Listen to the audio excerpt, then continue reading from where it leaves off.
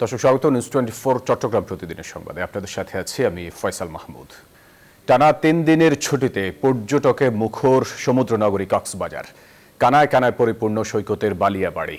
তীব্র গরমে সাগরের নীল জলে গা ভাসাতে পরিবার পরিজন বন্ধু বান্ধব নিয়ে ছুটে এসেছেন দেশের বিভিন্ন প্রান্তের মানুষ। ছুটিতে 1 লাখেরও বেশি পর্যটকের সমাগম হয়েছে বলে জানিয়েছেন হোটেল মোটেল ব্যবসায়ীরা। বিস্তারিত জানাচ্ছেন ইরফানুল হাসান। টানা 3 দিনের ছুটিতে মানব সমুদ্রে পরিণত হয়েছে কক্সবাজার সমুদ্র সৈকত। লোকে লোকারণ্য, সৈকতের কলাতলি, সুগন্ধা ও লাবণী সহ সবকটি পয়েন্ট। পরিবার পরিজন বন্ধু বান্ধব নিয়ে ছুটে এসেছেন পর্যটকরা। ঘুরতে আসা পর্যটকদের কেউ ঘোড়ায়, কেউ বিচ বাইকে, আবার কেউ জেটস্কিতে চড়ে আনন্দে মেতেছেন। অনেকে বালিয়াড়িতে ঘুরে ঘুরে সাগরের সৌন্দর্য উপভোগ করছেন, আবার ক্যামেরায় নিজেদের স্মৃতি ধারণ করছেন কেউ কেউ। ফ্রেন্ডরা সহ একরকম, যেমন এই যে ফ্রেন্ডরা সব ম্যাচিং ড্রেস পরতেছি, ঘুরতেছি, ভালো লাগতেছে। আলহামদুলিল্লাহ অনেক ভালো লাগতেছে। আমি আমার পরিবার নিয়ে আসছি, আমার হাজব্যান্ড, আমার ছেলে, আমার ওয়াইফ আসছে, আমার 2 সন্তান, 2টা মেয়ে। অনেক ভালো লাগতেছে। আমরা গতকাল থেকে আসছি, গতকাল সকাল থেকে। সৈকতের নোনা জলে গা ভাসিয়ে উচ্ছ্বসিত পর্যটকরা। সমুদ্র দেখতে তো সবারই ভালো লাগে। এখানে আসে মানুষ দুঃখ, আপনার সুখ একদম সবই হয়ে যায়। পরিবেশ ভালো আছে, কিন্তু ঢেউটা বড় বড়, এতে কোনো সমস্যা নেই। আর আমরা 3টা বেজে সকাল থেকে এ পর্যন্ত আমরা সূর্য বন্ধের কাজ করি। আমরা পর্যটকদের হয়রানি রোধে কঠোর অবস্থানে ট্যুরিস্ট পুলিশ নেওয়া হয়েছে 4 স্তরের নিরাপত্তা ব্যবস্থা। এখানে আমরা শক্তিশালী ডিজিটাল নিরাপত্তার বলয় এবং চাদরে আমরা এই পুরো বিচটাকে, এরিয়াটাকে আমরা দেখে রাখবো।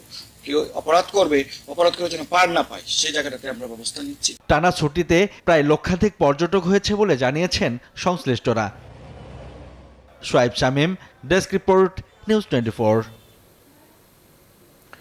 পূর্বাঞ্চলের অন্যতম বৃহৎ ধানের মোকাম ব্রাহ্মণবাড়িয়ার আশুগঞ্জে নতুন বোরো ধান উঠতে শুরু করেছে। আবারও চাঙ্গা হয়ে উঠেছে মেঘনা তীরের 100 বছরের পুরনো বাণিজ্য কেন্দ্রটি। প্রতিদিন এখানে কেনা বেচা হচ্ছে লাখ মন ধান। তবে দাম কমে যাওয়ায় হাসি নেই কৃষক ও চালকল মালিকদের মুখে। গুনতে হচ্ছে লোকসান।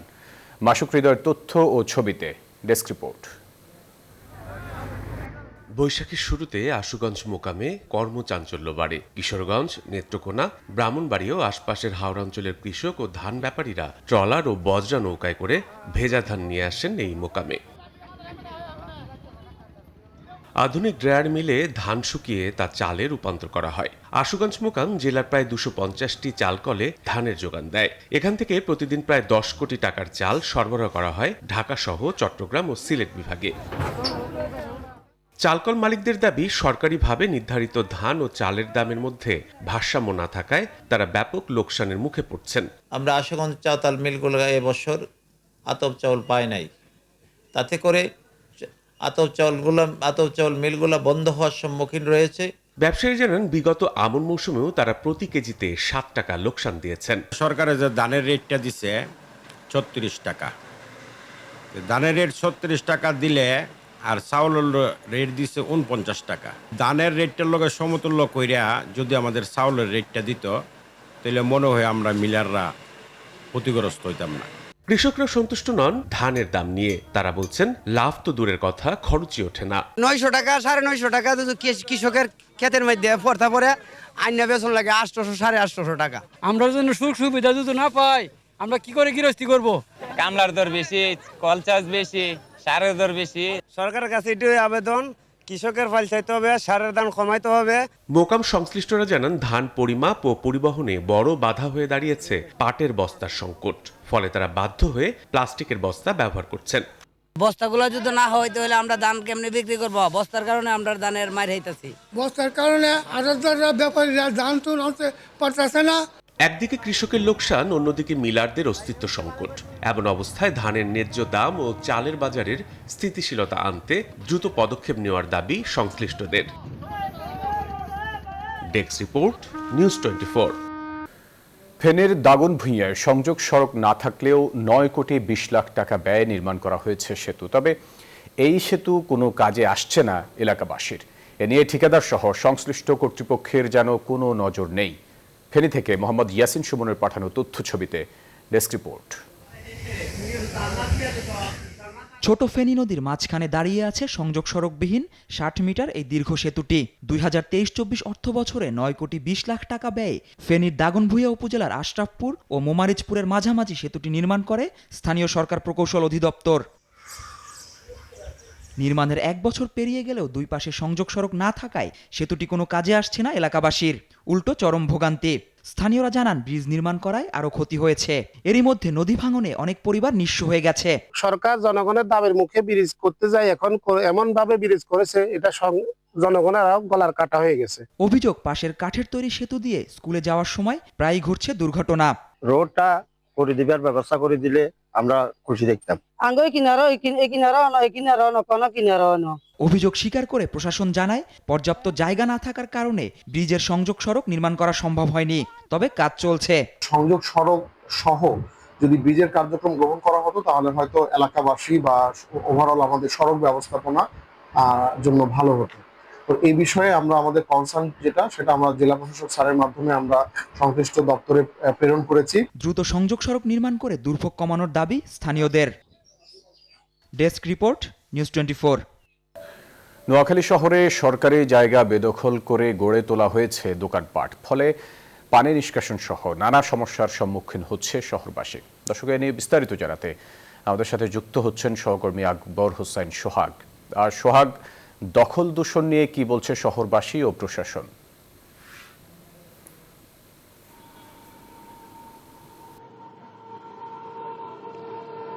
ধন্যবাদ ফয়সল। আপনি যেমনটা জানতে আমি আছি নোয়াখালীতে, নোয়াখালী জেলা শহর মাইজদিতে। আসলে নোয়াখালী জেলা শহর মাইজদিতে আসলে গত ২০ বছরেও নোয়াখালী শহরে এত জলাবদ্ধতা, এত সৃষ্টি হয়নি। গত বছর যে ৩ মাসব্যাপী যে বন্যা হয়েছে, এটা আসলে মূলত দখল এবং দূষণের কারণে আসলে এটা আসলে মানুষ, শহরবাসী এবং পৌরবাসী তারা ভোগান্তিতে ছিল। এখানে হাজার হাজার স্কুল শিক্ষার্থী সহ সকলে ভোগান্তি ছিল। প্রায় হাঁটুর উপরে মাজা পরিমাণ পানি আসলে ছিল নোয়াখালী শহরে। আমি আপনাকে যদি একটু দেখাতে চাই, নোয়াখালী শহরে আসলে এগুলা গণপূর্তের জায়গা। এই জায়গাগুলা দীর্ঘদিন থেকে আসলে গত অন্তত ২০ থেকে ২৫ বছর থেকে এই জায়গাগুলা দোকানপাট করে অবৈধ দোকানদাররা তারা আসলে দোকানপাট গড়ে তুলছে। আসলে এখানে প্রায় ৫০০ কোটি টাকার সম্পত্তি আসলে এখানে বেদখল হয়ে গেছে নোয়াখালীতে। যে আসলে গণপূর্ত অধিদপ্তর থেকে মাঝে মধ্যে তাদেরকে নোটিশ করা হয় বা তাদের বিরুদ্ধে মামলাও করা হয় নামমাত্র, কিন্তু কাজের কাজ কিছু হচ্ছে না। তারা আসলে বছরের পর বছর আসলে তারা এই দখল করে আসলে দোকানপাট নির্মাণ করছে। আমি আপনাকে পিছনে যদি দেখাতে চাই, আবার এই যে ভবনগুলো আপনি দেখতে পাচ্ছেন যে এখানে আসলে এই ভবনগুলার পিছনে যেই অংশটি অন্তত তাদের ৬৫ ফুট সরকারি জায়গা আছে সামনে, কিন্তু তারা অন্তত একজনে ২০০ ফুট, ১০০ ফুট, ১৫০ ফুট করে জায়গা তারা বেদখল করি বিল্ডিং গড়ি করছে, দোকানপাট নির্মাণ করছে। এছাড়া আপনাকে আমি যদি বলি, আসলে এই দোকানগুলা এবং এই যে সোনালী ব্যাংকের পিছন থেকে একদম মায়াপুরি হোটেল থেকে, মায়া হোটেল থেকে পর্যন্ত প্রায় আধা কিলোমিটার জায়গা এখানে আসলে বেদখল সরকারের পিছনে জায়গাগুলা। পোল লাইনের পরে পশ্চিম পাশে যে জায়গাগুলো আছে, এই পশ্চিম পাশের জায়গাগুলো আসলে বছরের পর বছর বেদখল হয়েছে। মাঝে মধ্যে আসলে জেলা প্রশাসনের উদ্যোগে এবং গণপূর্তের উদ্যোগে মাঝে মধ্যে অভিযান করা হয়, ওটা হচ্ছে অত্যন্ত নামমাত্র। কিন্তু পৌরবাসী আসলে তারা অভিযোগ করেন যে এভাবে যদি দখল দূষণের কারণে যদি শহরবাসী যদি একদিকে জলাবদ্ধতা সৃষ্টি হয়, দখলের কারণে নালা এবং নর্দমা বিভিন্ন এগুলা আসলে দূষিত হয়ে গেছে এবং এগুলা দূষণে পরিণত হয়েছে। আসলে এই পিছনে যে জায়গাগুলো, এগুলা যেভাবে দখল চলছে বছর পর বছর, প্রতি বছরে দখল হয়, বিশেষ করে বন্ধর দিনে আপনার এই দখলগুলা বেশি হয়। তো আসলে আমি আপনাকে যদি বলি, আমি এই বিষয়ে কথা বলছিলাম গণপূর্ত নির্বাহী প্রকৌশলী কামরুল হাসানের সাথে। তিনি আমাকে জানিয়েছেন যে তারা আগামী কিছুদিনের ভিতরে অভিযান করবেন এবং যারা পিছনে দখলগুলো আছে তাদের দখলগুলা তারা মুক্ত করবেন এবং জেলা প্রশাসনের কাছে তারা চিঠি দিবেন ম্যাজিস্ট্রেট নিয়োগের জন্য। এবং আসলে সব মিলে আমি যদি আপনাকে বলি যে নোয়াখালী শহরে বছর পর বছর যে ১০০ কোটি টাকার সম্পত্তি বেদখল আছে, এটা উদ্ধারের দাবি জানিয়েছে পৌরবাসী। এই ছিল আমার কাছে নোয়াখালী থেকে সর্বশেষ। ফয়সল, ধন্যবাদ আপনাকে সোহাগ। চট্টগ্রাম শাহ আমানত আন্তর্জাতিক বিমানবন্দর দিয়ে আজ থেকে এবারের প্রথম হজ ফ্লাইট শুরু হয়েছে। প্রথম ফ্লাইটে ৪১৯ জন হজ যাত্রী নিয়ে মদিনার উদ্দেশ্যে বিকেল ৫টা ৪০ মিনিটে রওনা দিয়েছে বাংলাদেশ এয়ারলাইন্সের বোয়িং 777 উড়োজাহাজটি। হজযাত্রীদের অভিনন্দন জানান city mayor doctor Shahadat Hossain. Schedule বিপর্যয় যেন না হয় সেদিকে নজর রয়েছে বিমান কর্তৃপক্ষের। আবু জাবেদের ছবিতে চট্টগ্রাম থেকে নয়ন বড়ুয়া জয়ের রিপোর্টে বিস্তারিত। শনিবার থেকে শুরু চট্টগ্রাম বিমানবন্দর দিয়ে হজ যাত্রা। বিকাল 5টা 40 মিনিটে বাংলাদেশ এয়ারলাইন্সের বোয়িং 777 উড়োজাহাজটি 419 জন হজ যাত্রী নিয়ে মদিনার উদ্দেশ্যে চট্টগ্রাম বিমানবন্দর ত্যাগ করেছে। এর আগে হজ যাত্রীরা বিমানবন্দরে এলে Chittagong city mayor doctor Shahadat Hossain তাদেরকে অভিনন্দন জানান। তবে হজের খরচ আরও কমাতে ধর্ম মন্ত্রণালয়ে সুদৃষ্টি কামনা করেন মেয়র। কোনো ধরনের শিডিউল বিপর্যয় যাতে না হয় সেভাবে তারা স্ট্রংলি যাতে তারা এই ধরনের এদিকটা যাতে তারা দেখে, এবং আশা করছি এই ধরনের বিপর্যয় ইনশাল্লাহ কোনো ধরনের ক্লাইমেট যদি চেঞ্জ না হয়ে থাকে ইনশাল্লাহ হওয়ার কথা না। এবার হজ যাত্রায় ভোগান্তি না হওয়ায় খুশি যাত্রীরা। খুবই ভালো লাগছে, খুবই আনন্দ লাগছে। আমাদের কাফেলার থেকেও যথেষ্ট আমাদেরকে ফেসিলিটি দিছে। বিমানবন্দর কর্তৃপক্ষ বলছে চট্টগ্রাম থেকে এবার 6,618 জন হজ যাত্রী পরিবহনের লক্ষ্যমাত্রা নির্ধারণ করেছে বিমানবন্দর কর্তৃপক্ষ। এখানে কোনো হজ ক্যাম্প নাই, তো আমরা একটা টেম্পোরারি হজ ক্যাম্প আমাদের পক্ষ থেকে এখানে আমরা স্থাপন করেছি। Hajj agency association of Bangladesh HAB বলছে চলতি বছর চট্টগ্রাম থেকে বিমান বাংলাদেশ এয়ারলাইন্সের মাধ্যমে 7,100 জন হজ যাত্রী পরিবহনের পরিকল্পনা রয়েছে। তবে যাত্রী সংখ্যা নিয়ে দেখা দিয়েছে সংশয়। এবার আমরা আমাদের তৎপরতা আরও বৃদ্ধি করেছি। আমাদের পরিচালক মহোদয়ের নির্দেশনা অনুযায়ী আমাদের হজ ব্যবস্থাপনার জন্য নিজস্ব স্বতন্ত্র একটা কমিটি করে দেওয়া হয়েছে। সেই কমিটির তত্ত্বাবধানে 4টা পালায় তারা তাদের কর্তব্যগুলো পালন করে চলেছে। চট্টগ্রাম থেকে এবার মোট 17টি হজ ফ্লাইট পরিচালনা হবে। এর মধ্যে 14টি ফ্লাইট যাবে জেদ্দায় ও বাকি 3টি মদিনায়। নয়ন বড়ুয়া জয়, নিউজ 24, চট্টগ্রাম। চট্টগ্রাম প্রতিদিনের সংবাদের সময় হলো একটা বিরতি। ফিরছি আরও খবর নিয়ে, সাথে থাকবেন। বিরতির পর আবারও স্বাগত চট্টগ্রাম প্রতিদিনের সংবাদে। কুষ্ঠরোগ নিরাময়যোগ্য এবং কুষ্ঠরোগীদের সমাজের মূল ধারায় ধরে রাখতে সচেতনতা বাড়ানোর আহ্বান জানিয়েছেন চট্টগ্রাম সিটি কর্পোরেশনের মেয়র ডাক্তার শাহাদাত হোসেন। শনিবার সিটি কর্পোরেশনের সম্মেলন কক্ষে বাংলাদেশ কুষ্ঠ নিয়ন্ত্রণ প্রকল্পের আওতায় আয়োজিত শিক্ষা সামগ্রী বিতরণ অনুষ্ঠানে তিনি এই আহ্বান জানান। মেয়র বলেন, কুষ্ঠরোগীদের প্রতি সামাজিক সহমর্মিতা ও সহযোগিতা প্রয়োজন। তিনি বলেন, কুষ্ঠরোগ নিয়ে সমাজের ভুল ধারণা ও কুসংস্কার দূর করতে হবে। এজন্য সবাইকে এগিয়ে আসার আহ্বান জানান তিনি। এ সময় শিশুদের শিক্ষা সামগ্রী বিতরণ করা হয়।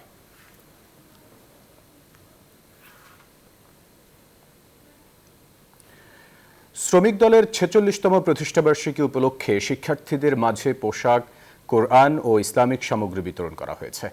শনিবার বিকেলে আকবর শাহ থানা শ্রমিক দলের সাবেক সভাপতি মনির হোসেনের সভাপতিত্বে ও সাবেক সাধারণ সম্পাদক নুরুল আলম সুজনের সঞ্চালনায় অনুষ্ঠিত সমাবেশে প্রধান অতিথি হিসেবে উপস্থিত ছিলেন বিএনপির জাতীয় নির্বাহী কমিটির সাবেক যুগ্ম মহাসচিব মোহাম্মদ আসলাম চৌধুরী FCA।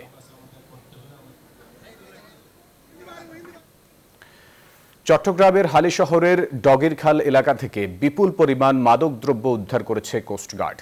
শনিবার দুপুরে সংবাদ সম্মেলনে কোস্টগার্ড জানায়, বিশেষ অভিযান পরিচালনা করে প্রায় 4.5 কোটি টাকার বিদেশি মাদকদ্রব্য উদ্ধার করে তারা। আকরাম হোসেনের রিপোর্ট, ছবি তুলেছেন রতন দাস।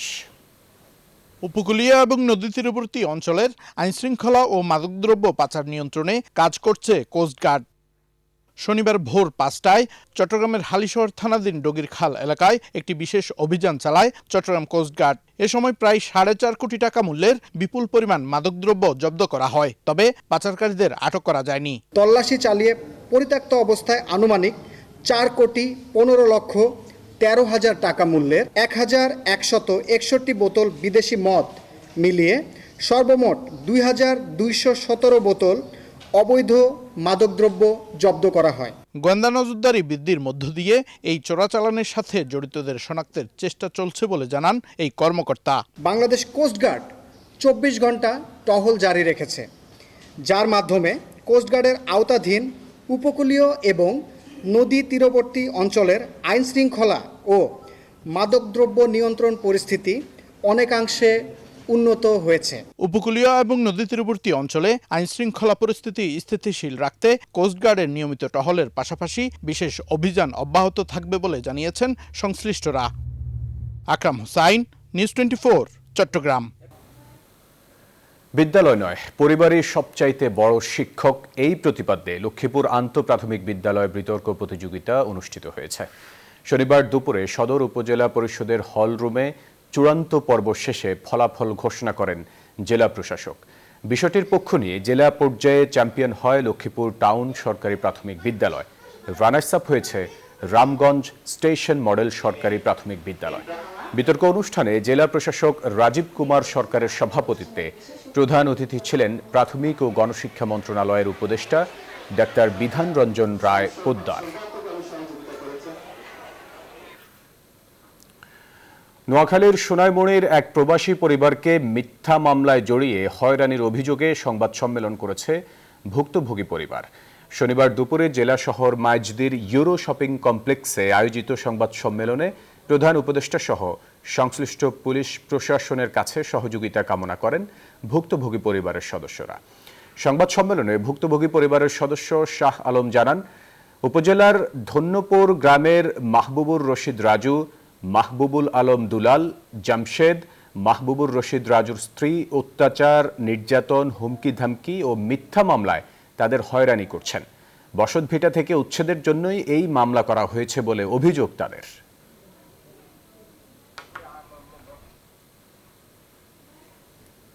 এই ছিল সংবাদে। এতক্ষণ সাথে থাকায় ধন্যবাদ সবাই।